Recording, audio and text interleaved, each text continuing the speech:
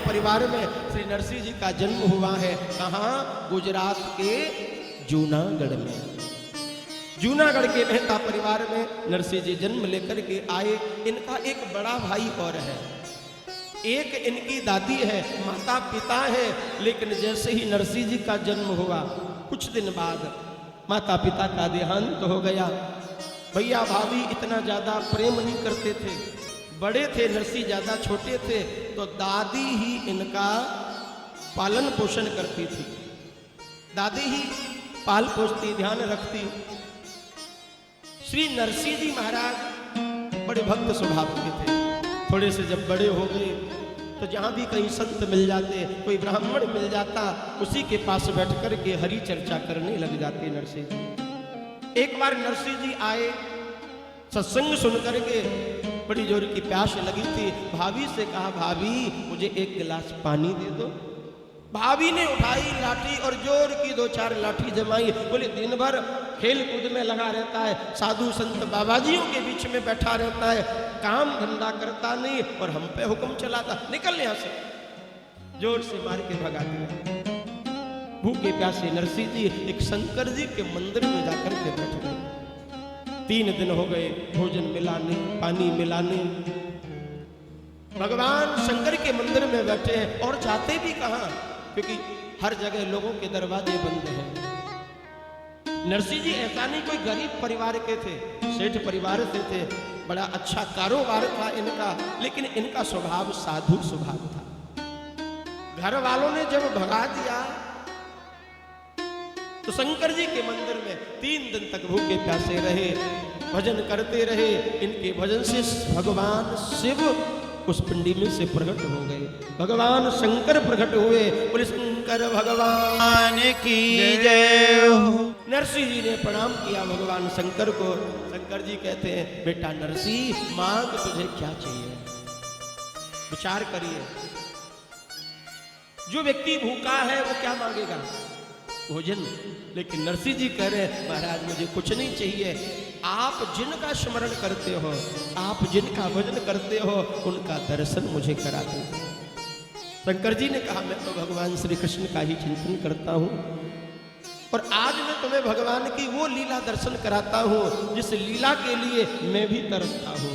तो आज शंकर जी नरसिंह का हाथ पकड़ करके भगवान के धाम वृंदावन में लाए और भगवान का महारास दर्शन कराया। अपने संग नरसिंह खड़े करके दर्शन करा रहे भगवान का। महारास चल रहा है और रास चलते चलते श्री किशोरी जी के पैर का नूपुर खुल गया और जैसे ही नूपुर खुला बीच मंडल में पड़ा था। नरसिंह जी को लगा कि ये खुला हुआ नूपुर पड़ा है, किसी के पैर में लगेगा तो चुभ जाएगा। दौड़ के नरसिंह जी ने वो नूपुर उठा लिया। जैसे ही नरसिंह जी नूपुर उठाने गए, किशोरी जी को लगा कि इस रास में जरूर कोई पुरुष आया है, क्योंकि पुरुष का प्रवेश नहीं है, अवश्य कोई पुरुष है। कन्हैया से कहा कि कृष्ण देखो यह कोई पुरुष है। भगवान ने शंकर जी की ओर इशारा किया, कौन है? भगवान शंकर ने कहा, प्रभु आपका परम भक्त ये नरसिंह भक्त है, इसकी छाती आपके दर्शन की। तो भगवान नरसिंह के भाव से बड़े प्रसन्न हुए, वो नूपुर भी दिया।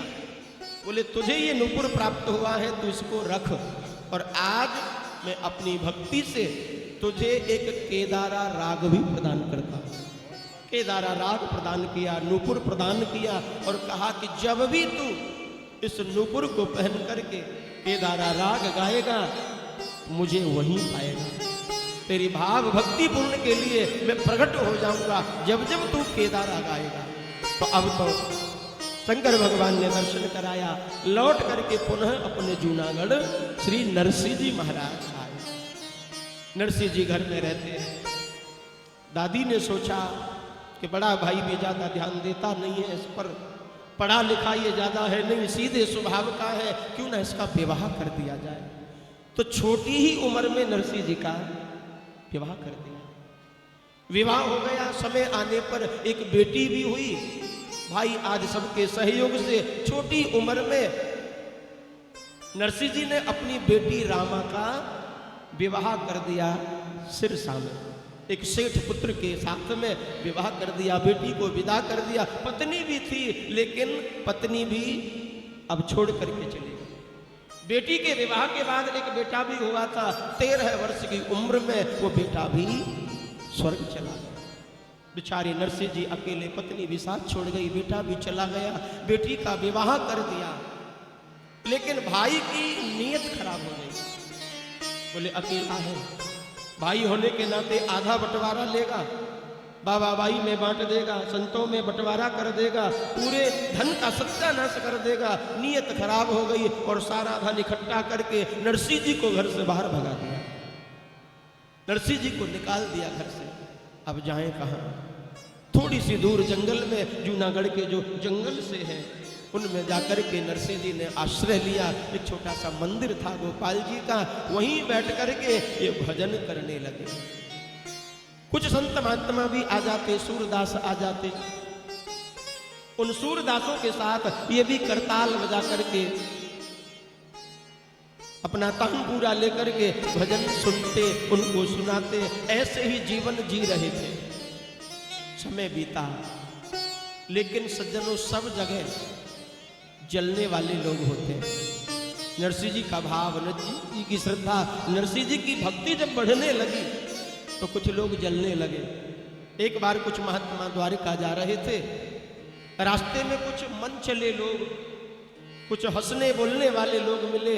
महात्माओं ने कहा भैया हम द्वारिका जा रहे हैं, हमारे पास कुछ रुपया पैसा है, लेकिन बड़ा घनघोर जंगल है, कहीं कोई चोर लूट ले, कोई चुरा ले, इसलिए यहाँ कोई ऐसा सेठ है जो हुंडी बना दे, यहाँ पैसा लेकर हुंडी लिख दे और वहाँ हमें हमारा पैसा मिल जाए।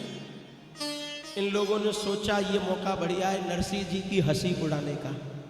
ये बड़ा भगत बनता है, बड़ा कीर्तन करता है, तो संतों को आज नरसिंह जी का पता बता दिया। बोले हाँ हाँ हमारे हैं ना नगर सेठ हैं, बहुत बड़े सेठ हैं, पर सुनो वो छोटी मोटी हुंडी नहीं बनाते, 1,00,000 2 लाख से कम की हुंडी नहीं लिखते। पर काम करना, चरण पकड़ लेना, चरण पकड़ करके कहोगे तो वो मान जाएंगे। संतों को जगह बता दी। दोनों महात्मा आए, नरसिंह जी से मिले और कहने लगे नरसिंह जी हम द्वारिका जा रहे हैं, द्वारिकाधीश का दर्शन करने के लिए, लेकिन हमारे पास 700 रुपया है। किसी ने हमसे लूट लिया, छीन लिया तो वो भी नहीं रहेंगे। एक काम करो, किसी ने आपका पता बताया है, आप हुंडी लिख दो। नरसिंह जी हाथ जोड़ रहे, महाराज किसी ने आपके साथ हंसी करी है,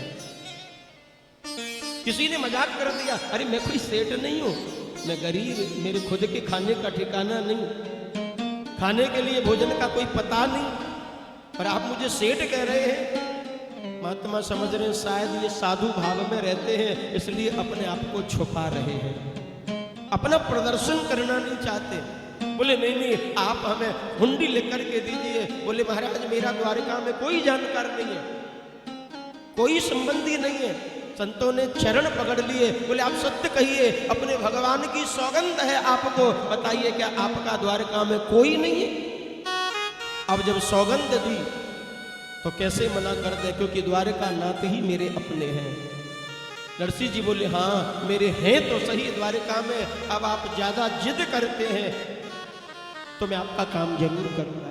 कि मना करी माने नहीं, संत रहे हट ठान, नरसिंह हुंडी लिख रहो सांवरिया तेरे नाम। आज हाथ जोड़ करके सांवरिया सरकार को पुकारने लगे, श्री नरसिंह जी हे प्रभु ये संत हैं, ये आपके भक्त हैं, पीछे पड़ गए, आपके सिवा मैं किसी को जानता नहीं द्वारिका में, अब तो आपके हाथ में ही मेरी लाज है।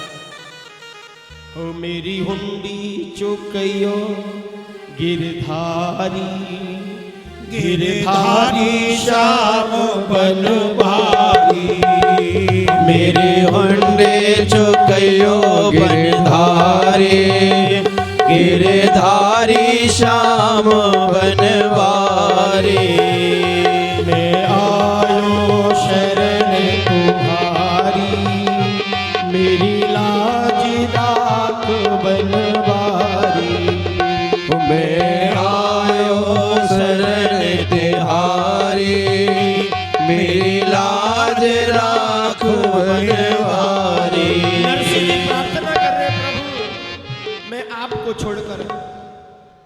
किसी और को द्वारिका में जानता नहीं। हे सामल शाह, मैं तो आपके नाम ही हुंडी लिख रहा हूँ। और आज 700 रुपया लेकर के नरसिंह जी ने इन संतों को हुंडी लिख करके दे दी। लेकिन मन में घबराहट है। हुंडी तो दे दी बना करके, पर ये जानते तो किसी को नहीं, ठाकुर जी को छोड़कर। मन ही मन घबरा रहे हैं। हे प्रभु, ये संत जब द्वारिका पहुंचेंगे और इनको जब वो गादी नहीं मिलेगी सामल शाह की, तो ये मेरे लिए क्या सोचेंगे कि नरसिंह ने हमें ठग लिया, नरसिंह ने हमें लूट लिया।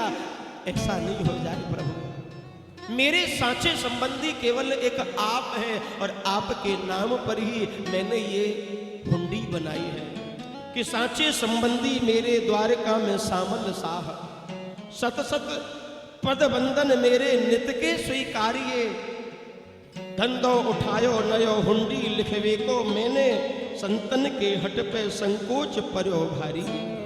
कि 700 रुपया लीने हुंडी बनाए दीनी, तुमरे विश्वास एक आशा हमारी ये, कि भक्त काज मेरी आज रखियो ब्रज राज लाज, हुंडी दास नरसी की शीघ्र ही स्वीकारी।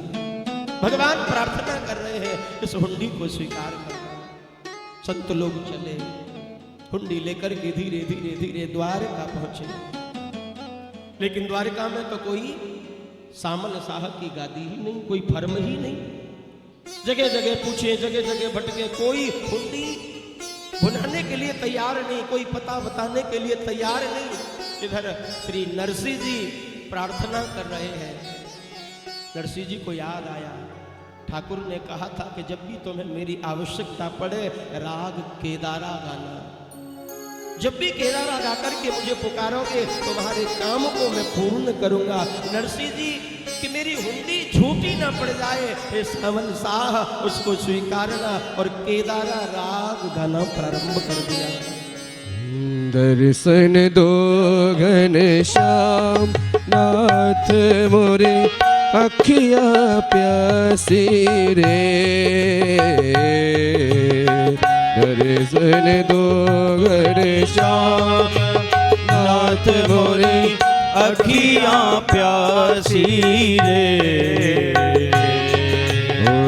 दर्शन दो घनश्याम नाथ मोरे, अखिया प्यासी रे। दर्शन दो घनश्याम नाथ मोरी, अखिया प्यासी रे। मन मंदिर की जोत जगा दो, मन मंदिर की जोत जगा दो, मन मंदिर की जोत जगा दो, मन मंदिर की जोत जगा दो। घट घट बासी रे, घट घट बासी रे। दर्शन दो घनश्याम नाथ मोरे, अखिया प्यासी रे। दर्शन दो घनश्याम नाथ मोरी, अखिया प्यासी रे। दर्शन दो घन, दर्शन दो घन, दर्शन दो घनश्याम।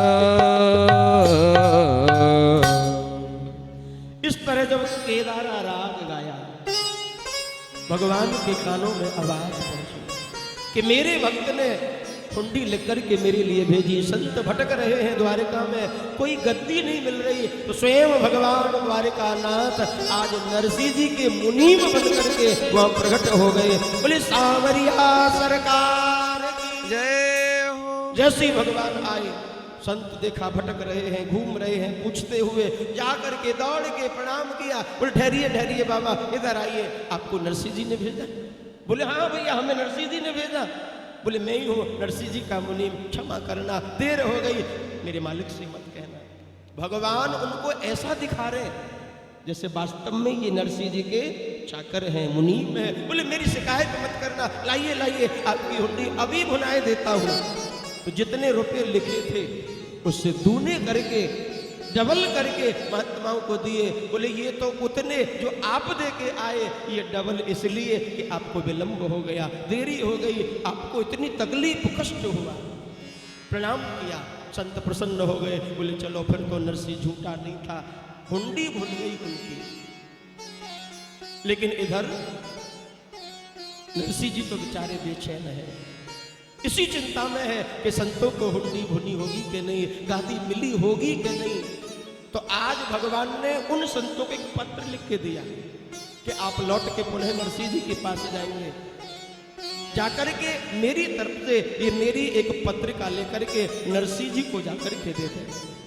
आज के बाद वो कभी घबराए नहीं, हुंडी लिखने में कभी संकोच नहीं करें कि सिद्ध श्री पत्री लिखी द्वारका सो सामल साह, नरसिंह को मेरी नित राम राम बाचना, गादी ढूंढवे में जो संतन को देर भई, अतः विलंब हेतु करूं क्षमा याचना, सब विध कुशल यहाँ कोष में ना कमी कछु, हुंडी लिखवे करियो मन काचना, कि नयो नाम देके मोकू चोर सो बनायो साह, छूटो मेरो छचिया भर पी पी नाच।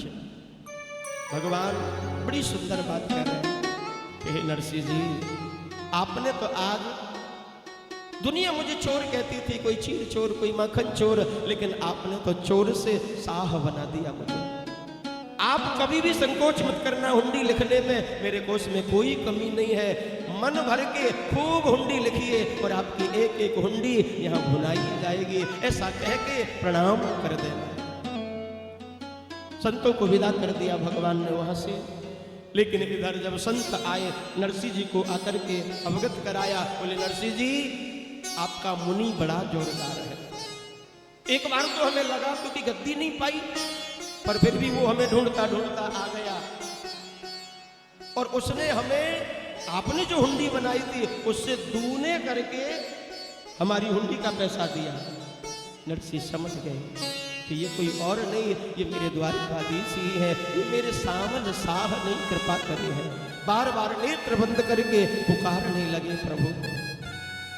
इस तरह आज नरसिंह जी की लाज बची, हुंडी भुनी।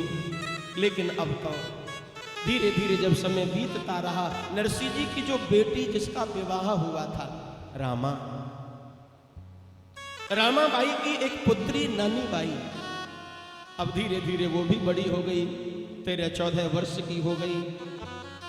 परिवार वालों ने मन बनाया कि अब तो इस बेटी का विवाह करना चाहिए। विवाह की तैयारी होने लगी। हाथ जोड़ करके रामा कह रही है कि आप मेरी बेटी का विवाह कर रहे हो। हे ससुर जी, हे सासुर जी, मैं जानती हूँ कि मेरे पिता बड़े गरीब हैं, घर वालों ने भी उन्हें घर से बाहर निकाल दिया है, धक्का दे दिया है, लेकिन ऐसा नहीं, आप इस विवाह में मेरे पिता को भी बुलाओ। ससुर जी भटक पड़े, बोले क्यों? अरे तेरा वो भूखा नंगा बाप, वो गरीब साधु बाबाजियों में रहता है, हमारे दरवाजे पर आएगा, लोग क्या कहेंगे? 4 रिश्तेदार क्या बात बनाएंगे, हम नहीं बुलाते उसको। हाथ जोड़ करके प्रार्थना कर रही है। बोले मेरा पिता जैसा भी है तो मेरा पिता। सास ने कहा कोई बात नहीं, आप बुलाइए, लेकिन बुलाएंगे तो तब जब वो भात लेके आएगा। इसलिए एक सगुन है, रस्म है, भात की पत्रिका लिखी जाती है। आप पत्रिका लिखवाओ, ये कहती है तो बुलाओ। अब तो सासू जी पत्रिका लिखवाने लगे। रामा मनी मन घबरा रही है, ये पत्रिका में जाने क्या क्या लिखेंगे, पता नहीं कितना लिखेंगे। अब तो पाती लिखने लगे। हो पाती लिख दो जी, हाँ हाँ पाती लिख दो जी, हो पाती लिख दो जी। 25 मन लिखो कलावो, 25 मन लिखो कलावो, 10 मन लिख दो रोरी, हाजी पाती लिख दो रे, हाजी पाती लिख दो रे।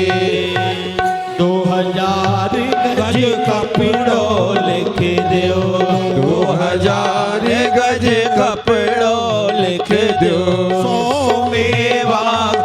बोरी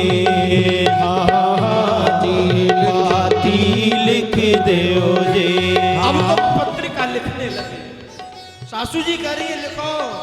ब्राह्मण को बुलाया, बोले हाँ जी बताओ क्या लिखना है। बोले इसमें लिखो 25 मन कलावा, 25 मन कलावा। बोले 100 मेवा की बोरी लिखो, 10 मन रोरी लिखो, इतनी मिठाई, 2 बोरी काजू की लिखो, 2 बादाम की लिखो। अब तो पाती लिखने लगी। रामा सुन सुनकर ही घबरा रही है, ये मेरे पिता को बुलाना चाह रही है या पत्रिका पढ़ा करके मारना चाह रही है। रो रही है, हाथ जोड़ रही है, इशारा कर रही है, मत लिखो, इतना मत लिखो। मेरा बूढ़ा बाप, मेरा गरीब बाप कहां से दे पाएगा। लेकिन सास नहीं मान रही। नखते सिखलोगे नो लिख दो, नखते सिखलोगे नो लिख दो। 1.25 करोड़ हीरो पाती लिख दो जी। पाती लिख दो जी। सासू जी अभी रुकी नहीं इतने पे भी। बोले नक्शों सिखलो गहनों लिख दो। बोले सबके लिए अंगूठी लिखो, चेन लिखो, नथ लिखो, जिसकी शादी है उसके लिए पूरा गहना लिखो। बोले और पूरी पत्रिका भर गई। ब्राह्मण बोला, बोले नहीं नहीं 2 पत्थर और लिखो। पंडित जी बोले पत्थर, पत्थर से क्या सिर फोड़ोगी? पत्थर किस लिए? बोले नहीं नहीं, एक सोने का पत्थर, एक चांदी का पत्थर। रामा घबरा रही है, हे भगवान ये कैसा पत्र लिखा जा रहा है। रामा जोर जोर से रुदन करने लगे। हरि रोए रोए रामा ऐसे कह रही जी। रोए रोए रामा ऐसे कह रही जी। ए जी कोई रामा हम कोई रामा रूठ गए करतार। ओ ऐसे कह रहे जी। अरे रोए रोए रामा ऐसे कह रही। रामा रो रही है, जोर जोर से आंसू बह रहे हैं। मुझे लगता है आज करतार भी मुझसे रूठ गया। भगवान को भी हमारी लाज की परवाह नहीं है। लेकिन करे क्या? सास ससुर है, रोक नहीं सकती, टोक नहीं सकती, केवल कानों से सुन रही है और मनी मन घबरा रही है। विवाह भयो है मेरी लाडली को। अरे विवाह भयो है मेरी लाडली को। ए जी कोई रामा हाजी कोई रामा भातई तो लाचार ऐसे कह रही जी। अरे रोए रोए रामा ऐसे कह रही जी। रामा पत्र को सुन सुन करके व्याकुल हो रही है और मनी मन कह रही है, हे भगवान सासू जी ने, ससुर जी ने जितना लिखवाया है, मेरा बूढ़ा बाप जिसको खुद को खाने को नहीं है, वो इतनी बड़ी भयंकर पत्रिका पढ़ करके अपने प्राणों को कैसे रख पाएगा? वो भागई बन के कैसे आ पाएगा? मेरा तो भैया भी अभी बहुत छोटा है। रामा को ये भी नहीं पता भाई है कि मर गया, क्योंकि 22 वर्ष हो गए रामा को अपने पिता का मुख नहीं देखा, अपने पिता के घर लौट के कभी नहीं गई। माँ भी जीवित है कि मर गई ये भी मालूम नहीं है, क्योंकि नरसिंह जी पत्र भेजते थे, ये लोग छुपा लेते थे। बड़े लोग हैं, सेठ लोग हैं, बोले हमारी बहू जाएगी उस गरीब के यहाँ, उस भूखे के यहाँ, 4 लोग क्या कहेंगे? नहीं बताया, छुपा लिया, ना माँ का बताया ना भाई का बताया। माँ सोच रही है मेरा छोटा सा भैया इतनी भयंकर पत्रिका, इतना सामान कहाँ से लेके आएगा? इशारा किया, पति की ओर बुलाया, दरवाजा खोल करके पति को अंदर कक्ष में लिया और जैसे ही पति अंदर आया, रामा का धड़ाम से रामा पृथ्वी पर गिर पड़ी, रोने लगी, आंसू बहा रही है। रामा का पति कह रहा, देवी अरे क्यों रो रही हो, ये रोने का समय नहीं है रामा, उठो। रामा, बेटी की शादी है, ये खुशी का समय, ये नाचने का समय है, तू रो मत, बता तुझे क्या चाहिए। जो ही पति ने कहा कि क्या चाहिए, रामा ने सिर से पल्लू उतारा और पल्लू उतार करके अपने पति के चरणों में बिछा दिया। बोले, मेरे बूढ़े बाप, मेरे गरीब बाप के प्राण मुझे भीख में दे दो। तुम्हारी माँ, तुम्हारे पिता ये जो पत्र लिख रहे हैं ना, इस पत्र को पढ़ करके मेरे पिता जीवित नहीं रह सकते। घर वालों ने मेरे पिता को घर से बाहर निकाल दिया, खाने के लिए व्यवस्था नहीं, मेरा गरीब पिता इतना सामान कहां से लेके आएगा। पति ने भी मौन धारण कर लिया। रामा, पिताजी के आगे मैं कुछ नहीं बोल सकता, माँ है, लड़ पड़ेंगी, बेटी का विवाह है, अब जो हो रहा है होने दो, कोई बात नहीं, अब जो भी बस की होगा वो ले आएंगे।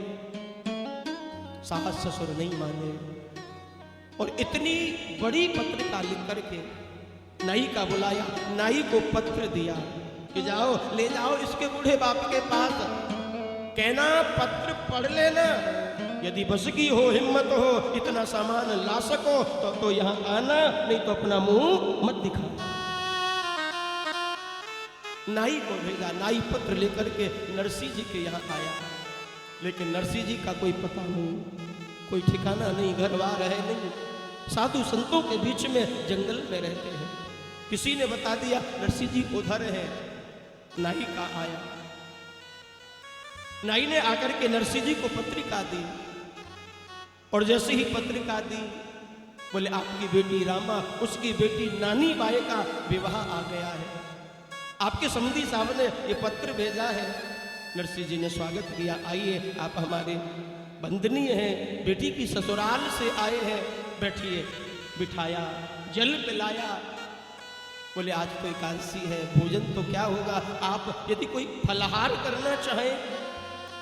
नाई का मनी मन सोच रहा है, फलाहार की तो ऐसे पूछ रहा है नरसिंह जैसे ये कुटू की पकौड़ी मुझे खिलाएगा, जैसे मखाने की खीर बना के खिलाएगा, अरे खुद को खाने को है नहीं, मुझे क्या देगा।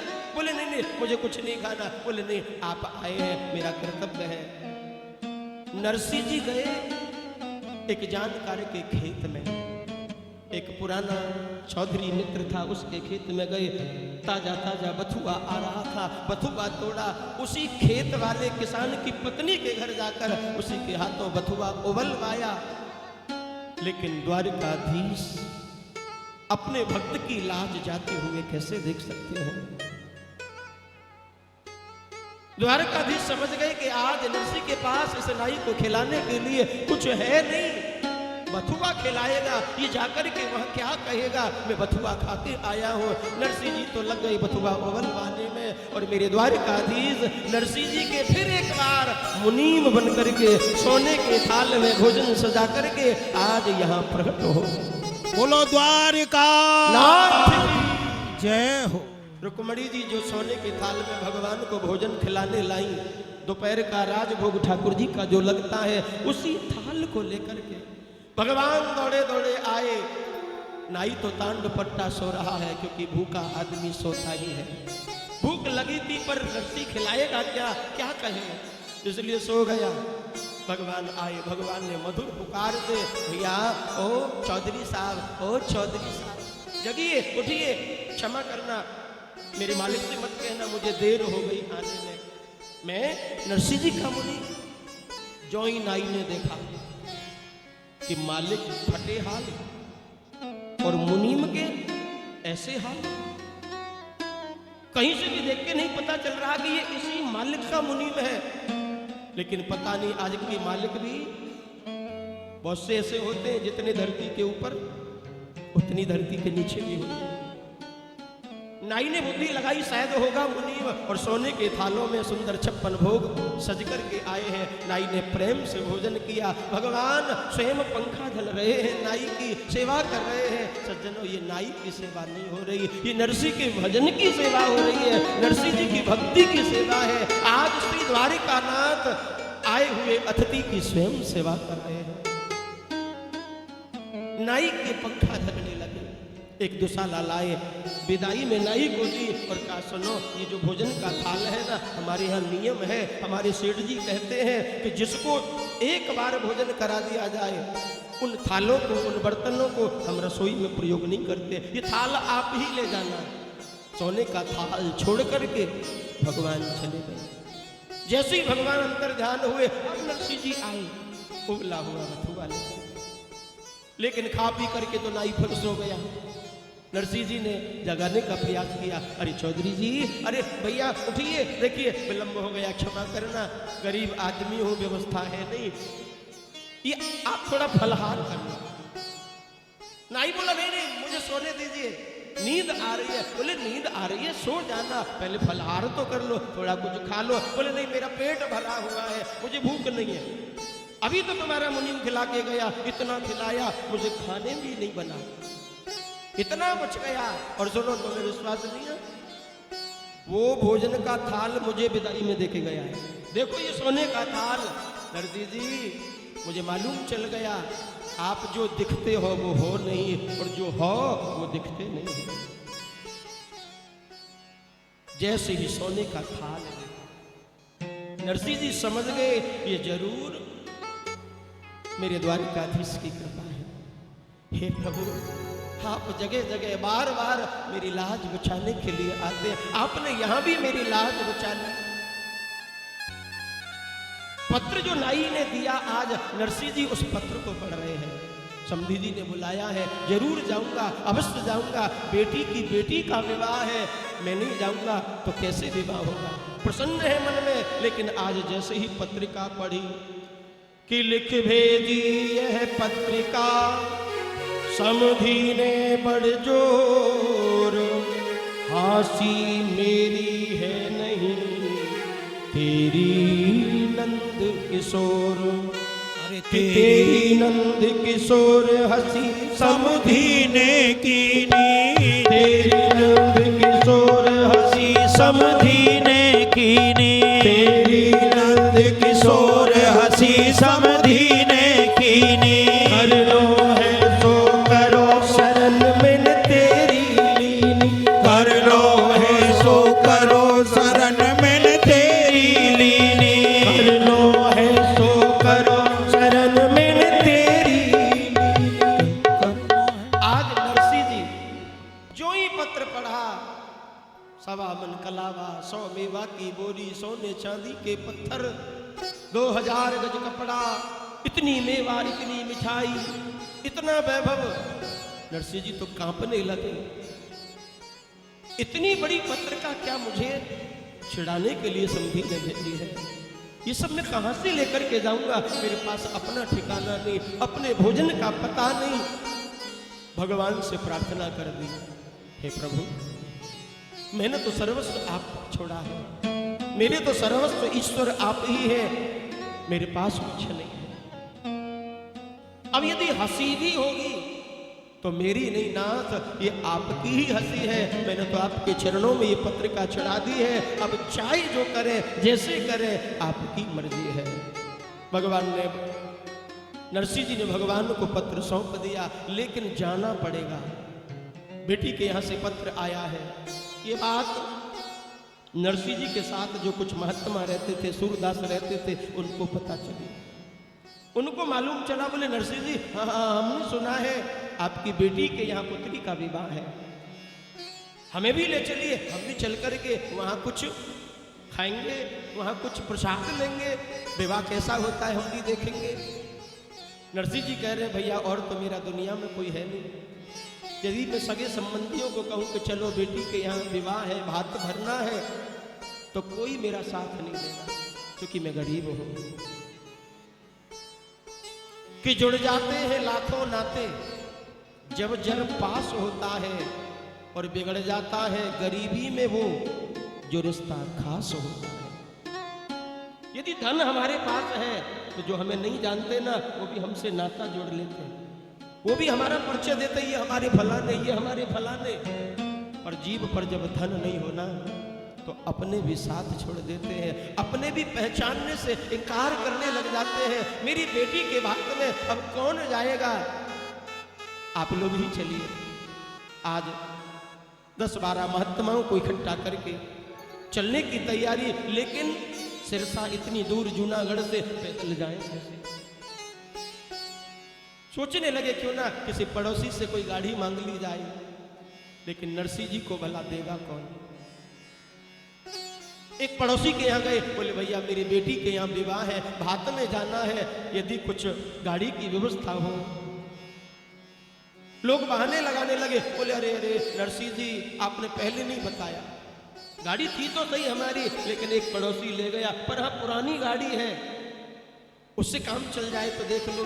बोले हाँ चला लेंगे। एक पड़ोसी किसान के पास गए, बोले भैया गाड़ी की व्यवस्था तो हो गई है, यदि 2 बैल मिल जाते। अब नए बैल अपने कौन दे, खेती बाड़ी करने के वो बैल, नए बैल नहीं दिए उसने भी। आज बूढ़े जो बैल, पुराने बैल थे जो बूढ़े हो गए काम कर करके, बोले बूढ़े ये बैल हैं, नरसिंह जी देख लो। बोले चलो इनसे ही काम चला लो। बूढ़े बैल, टूटी सी गाड़ी लेकर के आज नरसिंह जी चले और संतों को बिठा करके जैसे ही चलने लगे, धीरे धीरे जूनागढ़ से आगे चले। लेकिन धीरे धीरे आगे चले तो भगवान भी बड़ी परीक्षा लेता है। पुरानी गाड़ी, बूढ़े बैल एक बार बैठ जाए तो उठने का नाम नहीं। थोड़ी दूर आगे जाकर के ये बैल बैठ गए, गाड़ी टूट गई और सब संत इधर उधर लूट-फूट हो गए। नरसिंह जी बोले हे भगवान, जैसे तैसे गाड़ी मिली, बैल मिले, ये गाड़ी भी टूट गई। अब मेरी गाड़ी सिरसा कैसे पहुंचेगी? यदि समय से नहीं पहुंचा तो मेरी बेटी तो मेरे इंतजार में प्राण त्याग देगी। मेरा पिता नहीं आया, मेरे पिता नहीं आए। बार बार नरसिंह जी भगवान से प्रार्थना करने लगे, हो मेरी बिगड़ी बना दे हे नंदलाल, मेरी बिगड़ी बना दे हे नंदलाल, मेरी बिगड़ी बना दे हे नंदलाल, मेरी बिगड़ी बना दे हे नंदलाल, हे नंदलाल इसमें बैठे संत सूरदास, हे नंदलाल इसमें बैठे संत सूरदास, हे नंदलाल इसमें बैठे संत सूरदास, हे नंदलाल इसमें बैठे संत सूरदास, इसे सिरसा पहुंचा दे हे नंदलाल, इसे सिरसा पहुंचा दे हे नंदलाल। बार बार नरसिंह जी भगवान को पुकार। कोई धनवान व्यक्ति हो, कोई ऐश्वर्यवान व्यक्ति हो तो सगे संबंधी, नातेदार, रिश्तेदार, नौकर चाकर, इनसे काम करा लेता है। लेकिन जिसके पास कुछ भी ना हो, जिसका दुनिया में कोई ना हो, तो वो तो फिर भगवान को ही प्रार्थना करता है कि हारे को हरि नाम। उसकी कौन सुनेगा? ठाकुर जी को सुनाने लगे। इतनी देर में ही भगवान ने मान उनकी पुकार सुन ली और भगवान एक हाथी का रूप बना करके, लकड़ी गढ़ने वाले का रूप बना करके पीछे से आवाज लगाते दौड़ रहे, अरे बाबा रुको रुको रुको, मुझे भी जाना है, मुझे भी गाड़ी में बिठाओ, मुझे भी चलना है। भगवान भी पुकारने लगे, अरे गाड़ी वाले हमें बिठा ले, एक बार गाड़ी थाम, भगत में हार गया, भगत में हार गया, गाड़ी वाले हमें बिठा ले, एक बार गाड़ी थाम, भगत में हार गया, भगत में हार गया, भगत में हार गया। ताली बजा के आप भी कहो ठाकुर जी से,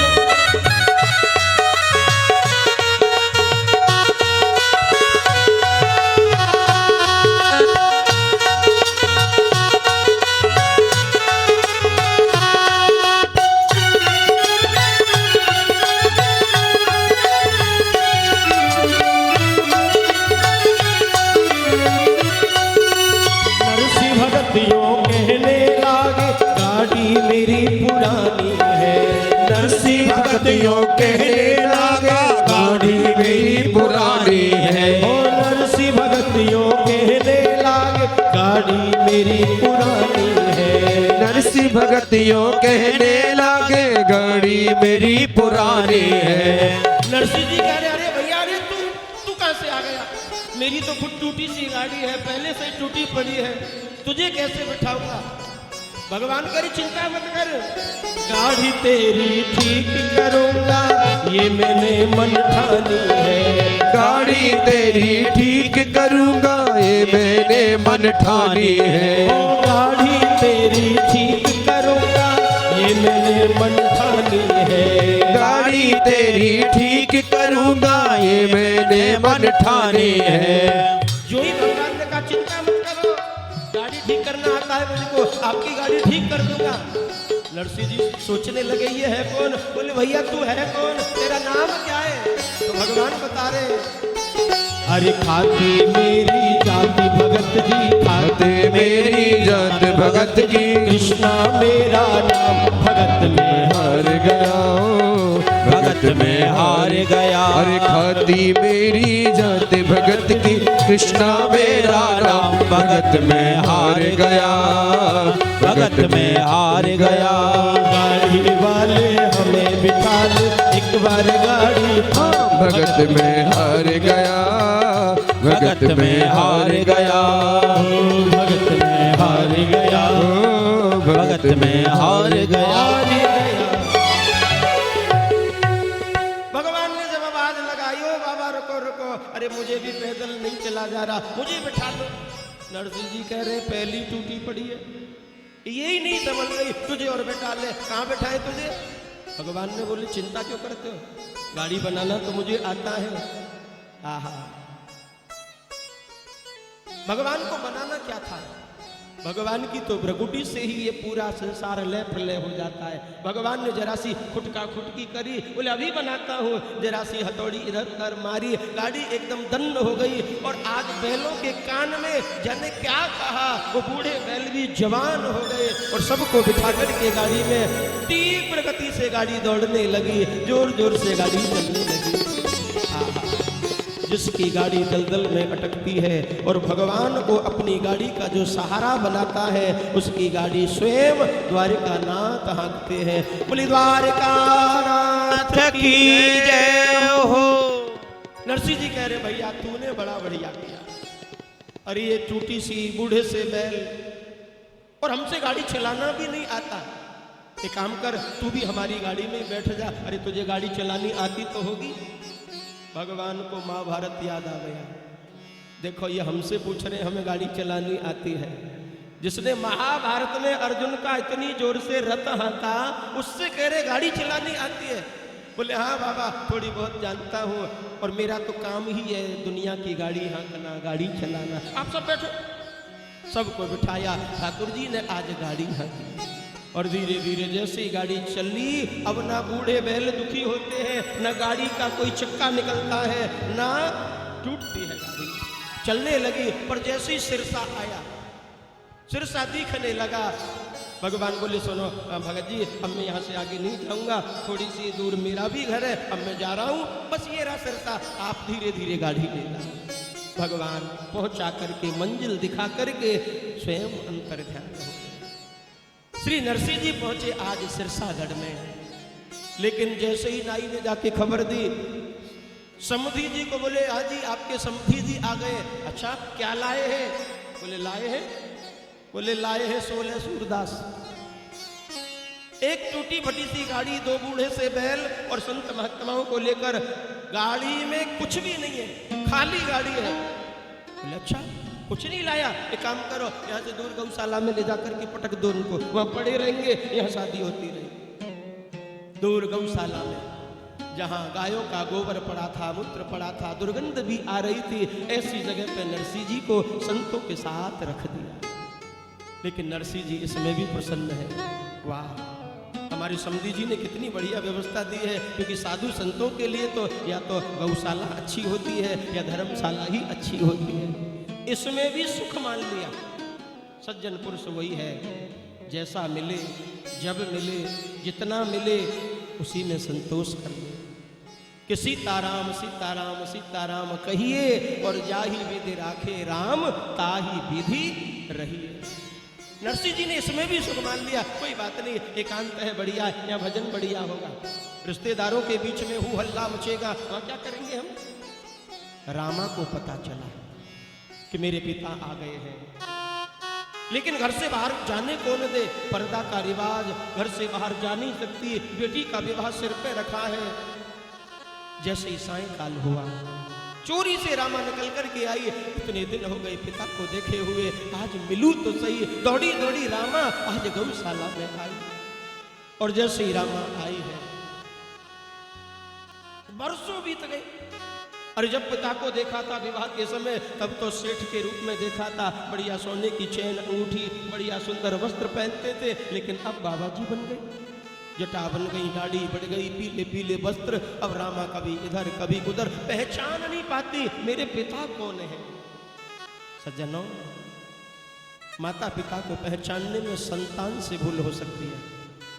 संतान माता पिता को पहचानने में भूल कर सकती है, लेकिन संतान चाहे जैसी हो, माता पिता बालक को पहचानने में भूल कभी नहीं कर सकते। वो हर पल अपनी संतान को पहचानते हैं। जैसे देखा कि रामा मुझे ढूंढ रही है, दौड़कर नरसिंह जी आए और बेटी रामा को हृदय से लगा लिया। बेटी, जैसे ही बेटी शब्द सुना, रामा दौड़ करके पिता के गले से लिपट गई और इतना रोई, इतना रोई। बोले, पिताजी आप क्यों आए? आप जानते नहीं इन लोगों को, रात दिन आपको कोसते रहते हैं, मुझे ताने मारते हैं। अरे रामा, तेरा भूखा नंगा वो बाप यहाँ नहीं आना चाहिए, हमारे रिश्तेदारों में बेइज्जती करेगा। रामा रोने लगी। रोज सुनती हूँ इनके ताने, मैं केवल शरीर से आपको जीवित देख रही हूँ पिताजी। मेरा मन करता है मैं जहर खा करके मर जाऊं। जैसे नरसिंह जी ने सुना कि ना बेटी, ऐसा क्यों कहती है? तू मरने की बात मत कर, तू चिंता मत कर, तेरी पुत्री का भात मैं भरूंगा। देखा कि भाई भी साथ में नहीं है। रामा ने पूछा, पिताजी भैया कहाँ है? लेकिन नरसिंह जी कैसे कहे कि वो तो मर गया। बेटी का विवाह कर रही है और भाई की मौत की खबर सुनेगी तो व्याकुल हो जाएगी। नरसिंह जी ने छुपा ली बात। बोले, हाँ तेरा भाई है, अभी कुछ सुनहार का सामान रह गया था, वो सामान लेके आ रहा होगा, अभी आ जाएगा थोड़ी देर में। तू रो मत, तू चिंता मत कर। अरे मत रोवे रामा प्यारी, तेरो भात भरे गिरधारी। मत रोवे रामा प्यारी, तेरो भात भरे गिरधारी। मत रोवे रामा प्यारी, तेरो भात भरे गिरधारी। मत रोवे रामा प्यारी, तेरो भात भरे गिरधारी। नरसिंह जी, बेटी रामा, तू मेरे गोविंद पर भरोसा कर, और तुझे मेरे सामन शाह पर भरोसा नहीं है। विश्वास तो कर, जिसने विश्वास किया उसका काम अधूरा नहीं रहा। अरे भारत में भरनी के अंडा, घंटा घेर बचाए हैं। भारत में भरनी के अंडा, घंटा घेर बचाए हैं। गज और ग्राह लड़े जल भीतर, करुण छोड़ हरि आए हैं। गज और ग्राह लड़े जब भीतर, करुण छोड़ प्रभु आए हैं। नंगे पामन दौड़ आए, गज के प्राण उबारे, तेरो भात भरे गिरधारी। मत रोवे रामा प्यारी, तेरो भात भरे गिरधारी। नरसिंह जी सांत्वना दे रहे हैं, बेटी रो मत। महाभारत का युद्ध हुआ तो एक चिड़िया के अंडा बीच युद्ध में पड़े हुए थे, लेकिन उनकी रक्षा भी एक हाथी का घंटा तोड़ के उस पर डाल दिया। पूरा 18 दिन का युद्ध हो गया। कितने सैनिक चले, कितने हाथी घोड़ा चले, लेकिन उनकी रक्षा भी मेरे गिरधारी ने करी, मेरे गोविंद ने करी। तू भी चिंता मत कर, तेरी बेटी का भात भी वही भरेगा। समझा बुझा करके बेटी रामा को शांत करके विदा कर दिया। लेकिन स्वयं समधि के सामने नरसिंह जी कैसे जाए? इतनी लंबी चौड़ी पत्रिका लिख करके भेजी थी, लेकिन ये तो कुछ साथ लाए नहीं। मनी मन व्याकुल हो रहे हैं नरसिंह जी, और आज कह रहे हैं, हे सामल साह, हे गोविंद, आपने सबकी लाज रखी, मैंने आपको छोड़कर के किसी को नहीं भेजा, आपके लिए परिवार तक मैंने छोड़ दिया, लेकिन आज मेरी लाज आपके हाथ है। मेरी नेह की नाव को दाग लग्यो, बस नाई रहो बही जात है बेरी। मल्लाहन करते छाड़ रही, अब डूबत है बिन दाम की छेरी। मेरी लाज को लंगर टूट गयो, अब आस बढ़ी ब्रजराज जो तेरी। कि वेग सहाय करो तो करो, नहीं लोग हंसेंगे बजाई हथेली। हे गोविंद, मैंने अपना सर्वस्व अब आप पर छोड़ दिया है, मेरे पास कुछ नहीं है। किस मुंह को लेकर के समुद्री के सामने जाऊं, इतनी बड़ी भयंकर पत्रिका भेजी पर मैं कुछ नहीं ला पाया। ऋषि जी को याद आ गया, मेरे ठाकुर ने मुझसे कहा था कि जब ये नूपुर बांध कर केदार आ जाएगा, मैं तेरी सहायता जरूर करूंगा। कि नूपुर बांधो पाम में, कर पकड़ी करताल, लागो पुकारन हरि को, आवो हे नंदलाल। जो ही करताल लेकर के भगवान को पुकारने लगे, कहा कि प्रभु अब तो आपके हाथ में है मेरी बेटी का भात, आपके जैसी मति हो, जैसे मन में हो वैसे करिए। जो ही पुकारा, ये आवाज द्वारका में द्वारकानाथ के कानों में आई और भगवान दौड़े, द्वारकानाथ दौड़े। रुक्मणी जी ने रोका, रुको रुको। कहा? भगवान ने तुरंत कहा, एक कुबेर, जितना भी भंडार भरा पड़ा है सबको भंडार को बोरियों में भरो और चलो मेरे साथ। भगवान को आवेश आ गया। रुक्मणी जी बोली, ठहरिए ठहरिए प्रभु। कहाँ?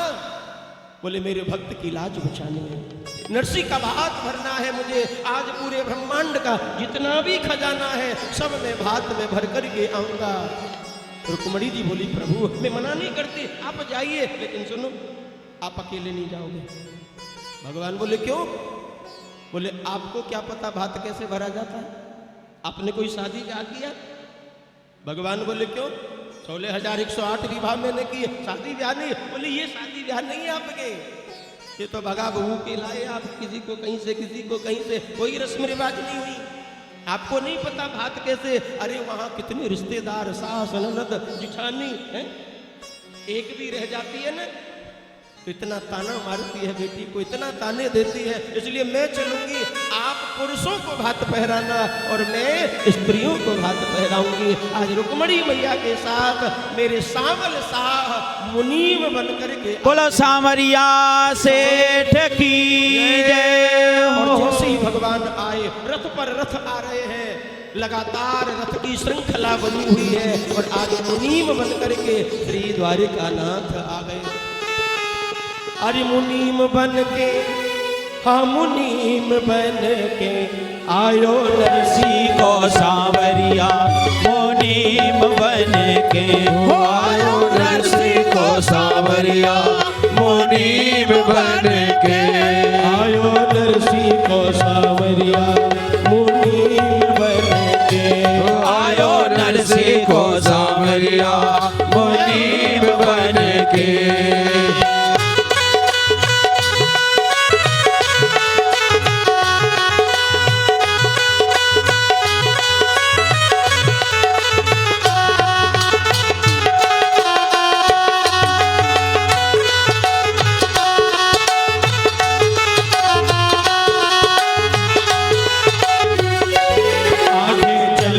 कितनी गाड़ी आगे चल रही कितनी गाड़ी, आगे चल रही कितनी गाड़ी, आगे चल रही कितनी गाड़ी। धोती गट्ठर ला दे साड़ी, धोती गट्ठर ला दे साड़ी गोती लट्ठर ला दे साड़ी गोती लट्ठर ला दे साड़ी करके भात भरत तैयारी रक्षक भक्ति करके भात भरन तैयारी रक्षक भक्ति जानी के आयो आयो नरसी को सांवरिया मुनीम बन के आयो नरसी को सांवरिया मुनीम बन गए आयो नरसी को सांवरिया मुनीम बन के आयो नरसी को सांवरिया मुनीम बन गए। बोले सांवरिया सरकार की। जो ही आज नरसिंह जी ने पुकारा, भगवान द्वारिका छोड़कर रुक्मणी जी को लेकर के सभी देवताओं को आज लेकर के और गट्ठर गट्ठर बड़े बड़े धोती साड़ी महल दुशाला साल मेवा की बोरी सोना चांदी वस्त्र आभूषण रथों में भर भर के लाइन लग गई साहब सिरसागढ़ में। खड़े होने के लिए जगह नहीं बची, कितने रथ आए। नाई ने जाकर के समधी जी को खबर पहुंचाई। बोले महाराज नरसिंह जी तो आए थे, पर नरसिंह जी का भात तो अब आया है। जैसे ही भगवान आए सब प्रणाम करने लगे। बोले नहीं नहीं नहीं, मुझे प्रणाम क्यों करते हो, मुझे तो क्षमा करो।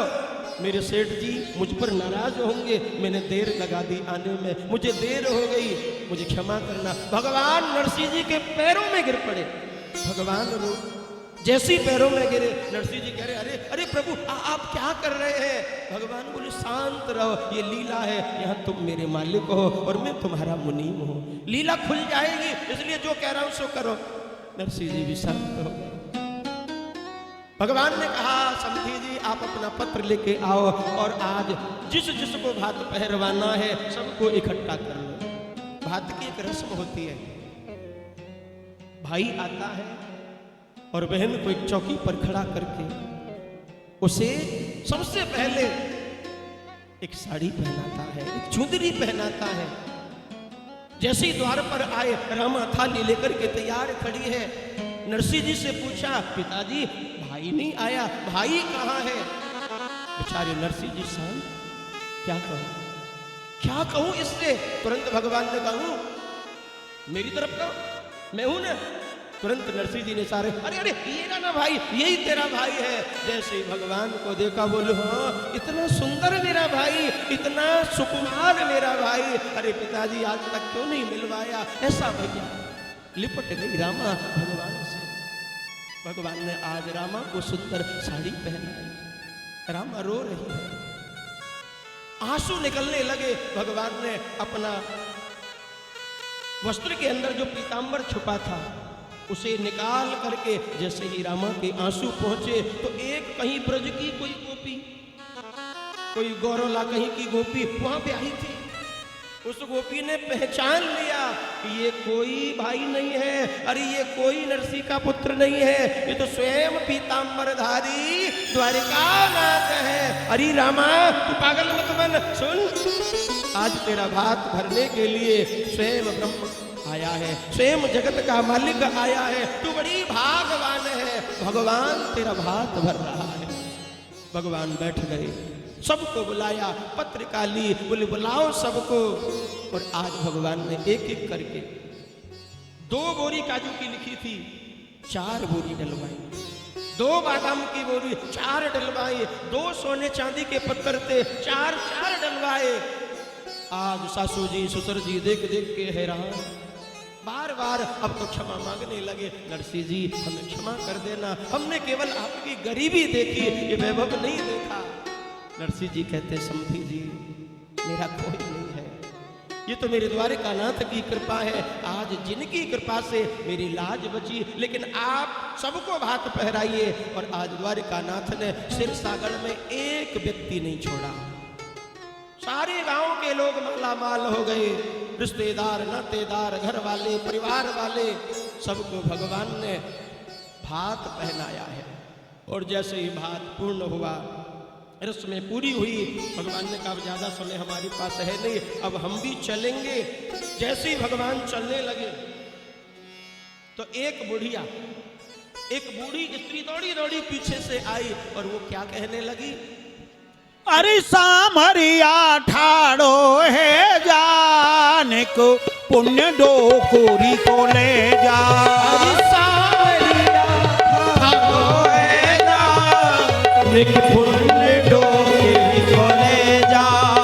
कछु बचो हो ये तो दे जा, नहीं फिर आगे की कह जा। दौड़ी दौड़ी आई डोकरी। अरे सामरिया निक ठाड़ो है जा। अरे रुक रुक रुक सामरिया सरकार, हमने बहुत चर्चे सुने आपके, आपने पूरे गांव पूरे शहर सबको भात पहनाया, मैं तो रही गई, कुछ बचा हो तो मुझको भी देना। भगवान ने सोचा इस तरह तो बहुत लोग बचे होंगे, कई लोग रह गए होंगे। भगवान ने वचन दिया, बोले आज सवा पहर पूरे सिरसागढ़ में सोने की बरसात होगी, कंचन की बरसात होगी, और जो जो रह गए हैं सब उस कंचन को समेट लेना। ऐसा भात भरा, ऐसा भात भगवान ने भरा कि दुनिया में आज तक न कोई भर पाया न भर पाएगा। बोली द्वारकानाथ की जय, सावरिया सेठ की जय। प्यार से कहिए राधे राधे।